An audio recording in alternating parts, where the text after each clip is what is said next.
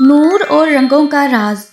ہمالیہ کی بلند چوٹیوں کے درمیان ایک ایسی وادی تھی جسے بے رنگ بستی کہا جاتا تھا۔ یہاں سب کچھ سفید، کالا یا سرمئی تھا۔ یہاں رہنے والے لوگوں نے کبھی رنگ نہیں دیکھے تھے۔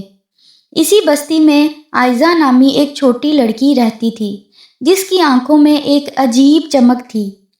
ایک دن آئزہ کو بستی کے پرانے کتب خانے کے تہہ خانے سے ایک پرانا لکڑی کا باکس ملا۔ اس میں ایک سنہرا برش رکھا تھا۔ جیسے ہی آئزہ نے اس برش کو چھوا، اسے ایک غیبی آواز سنائی دی۔ یہ برش جادوئی ہے، لیکن یہ رنگ تبھی بکھیرے گا جب تم اسے اپنے دل کی سچائی سے استعمال کرو گی۔ آئزہ نے ڈرتے ڈرتے برش کو ہوا میں لہرایا تو ایک خوبصورت نیلا رنگ نکلا جس نے آسمان کو چھو لیا۔ بستی کے لوگ حیران رہ گئے، لیکن تبھی وہاں کا ایک خود غرض جادوگر آ گیا۔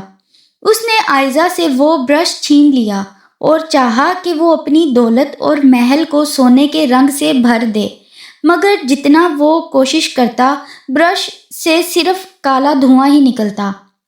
جادوگر نے غصے میں آ کر بستی کی واحد نہر کا پانی خشک کر دیا۔ بستی والے پیاس سے تڑپنے لگے۔ آئزہ نے دیکھا کہ لوگوں کی تکلیف بڑھ رہی ہے۔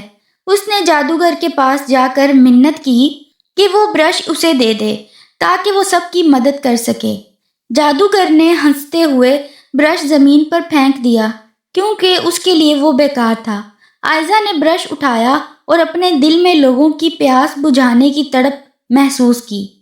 اس نے زمین پر ایک لکیر کھینچی۔ اچانک اس لکیر سے شفاف اور ٹھنڈا پانی بہنے لگا اور پانی کا رنگ اتنا خوبصورت فیروزی تھا کہ سب کی آنکھیں کھلی رہ گئیں۔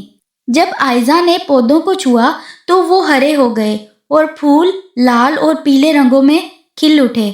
بستی اب رنگوں کی بستی بن چکی تھی۔ جادوگر اپنی خود غرضی پر شرمندہ ہو کر وہاں سے چلا گیا۔ آئزہ نے سمجھ لیا تھا کہ اصل جادو چیزوں میں نہیں بلکہ دوسروں کے کام آنے کے سچے جذبے میں ہوتا ہے۔ آج بھی اس بستی کے رنگ اتنے ہی گہرے ہیں جتنا آئزہ کا دل۔